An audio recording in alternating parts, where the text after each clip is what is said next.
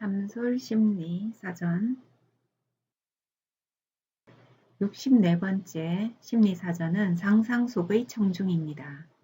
상상 속의 청중은 청소년기에 나타나는 자기 중심적인 특성 중의 하나입니다.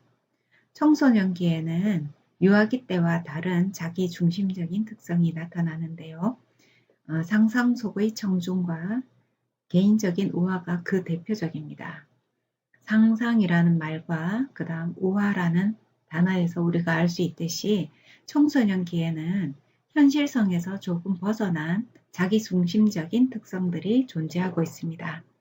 신체적인 변화가 짧은 기간 내에 급속히 이루어지고 심리적인 상태도 이와 마찬가지로 혼란을 경험하게 되죠. 그 중에 하나가 우리가 자기 자신을 무대 위에서 존재하고 있는 한 사람으로서 인식하게 되는 그러한 자기중심성이 있는데 그것이 바로 상상 속의 청중에 해당이 됩니다. 상상하는 것이고요. 내 주변에 항상 청중이 있다라는 것입니다. 나는 어디에 있냐면은 무대 위에 있는 존재가 되는 것이죠. 즉 주목받는 존재라고 여겨지는 것입니다. 청소년기에 이러한 특성이 예외적인 행동을 만들어내고 뜬금없이 안 하던 짓을 하게 하고 과잉 액션을 하게 되고 오버 액션을 하게 되고 또는 예상 외에 그런 기발한 뭔가를 만들어내기도 합니다.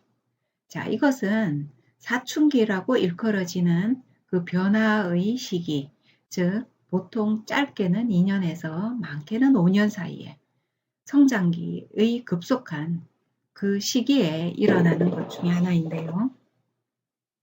의도치 않게 자기 자신이 하고 싶은 욕구 또는 청중에서 청중들에게 뭔가 보여주고 싶은 자기 자신의 모습, 새로운 모습 또는 상상을 초월하는 자기의 모습 이런 것들을 끌어내는 것에 해당이 되는 것이죠. 자기 주변에 항상 청중이 있다고 상상하기 때문에 스스로 주목받는다고 느끼게 되고 그 주목이 현실적으로 봤을 때는 굉장히 어색하고 뭔가 너답지 않고 부자연스럽고 이런 것들이 있게 됩니다. 정작 스스로는 느끼지 못하고 어때서라는 반응을 하게 되는 것이죠. 자, 이 상상 속의 청중이라는 자기 중심성이 무의식적으로 일어나는데요.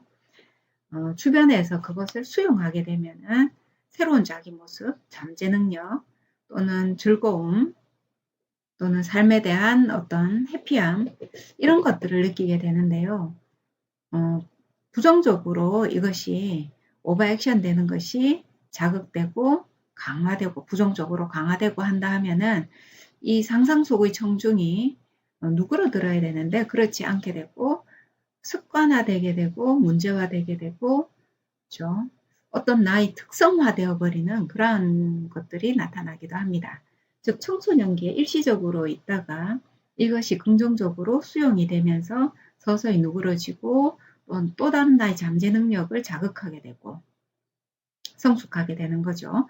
자, 그런데 부정적으로 강화되고 자극되고 이랬을 경우에는 성인기까지 이러한 것들이 이어질 수 있습니다. 그래서 길게 장기화된다라고 본다 하면은 습관이 되고 어른이 되어서도 내 주변에 청중이 있다라는 상상을 하게 되고 마치 자기가 평범한 사람이 아닌 연예인인 것처럼 언행을 하게 되고 그러한 오버액션들이 나오게 된다라는 것이죠.